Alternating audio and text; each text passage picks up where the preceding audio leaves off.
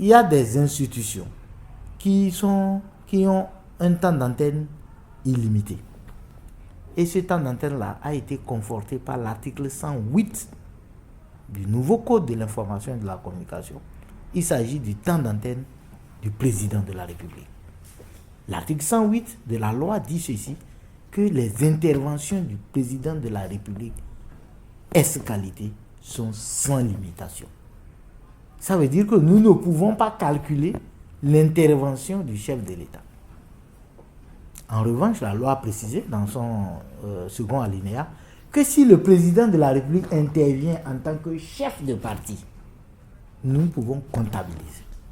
Or, nous sommes dans une république où le chef de l'État n'est pas chef de parti. Dans le cas de l'élection présente, oui, ce n'est pas du président de la République qu'il est question, mais plutôt du Premier ministre candidat. Oui. Là, apparemment, les choses sont beaucoup plus claires et la HAC devrait pouvoir avoir beaucoup plus de facilité à interpeller l'ORTB. Tout à fait. Parce que ce que vous dites, c'est ce que je vous ai dit par rapport à l'intervention du chef de l'État.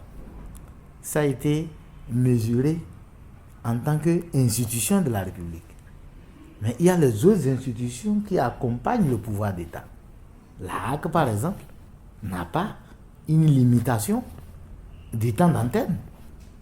La Cour constitutionnelle non plus, la Haute Cour de justice non plus, le gouvernement aussi, c'est dans l'article 112 à 115, le gouvernement aussi n'a pas de limite en ce qui concerne les prérogatives liées à l'action gouvernementale.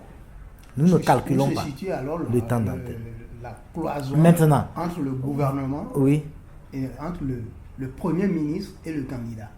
Oui, et c'est justement à ça que je veux. En ce qui concerne le Premier ministre, qui est officiellement déclaré candidat, puisque son dossier a été déclaré recevable, donc qui est en course. Nous avons été clairs là-dessus. Nous avons dit, et c'est dans la décision, si un membre du gouvernement est candidat, à partir du jour où la campagne électorale est ouverte, donc ça veut dire à partir du 13 février, si la campagne électorale est ouverte, son temps d'antenne qui nous calculons est calculé en tant que candidat. Donc à partir du 13 février, toutes les actions que le Premier ministre candidat va mener, ces actions-là seront comptabilisées comme temps d'antenne du candidat Lionel Zinsou. Et il appartient à l'organe, c'est-à-dire l'ORTB, de faire en sorte qu'il n'y ait pas de dépassement de son temps d'antenne avec celui des autres candidats pendant la campagne. Autrement, les autres candidats ont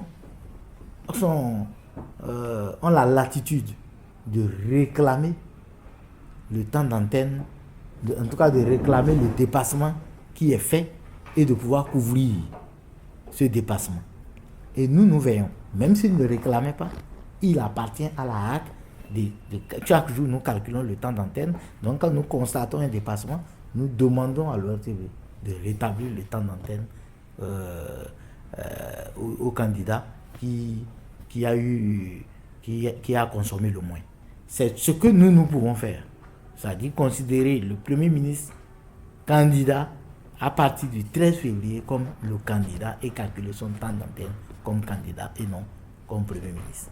En clair, la HAC se déclare incompétente. Non, pas du tout. Avant le 13 février. Oui, avant le 13 février, en tant que membre du gouvernement, puisque la campagne n'est pas ouverte, tout ce qui se fait là se fait dans l'illégalité.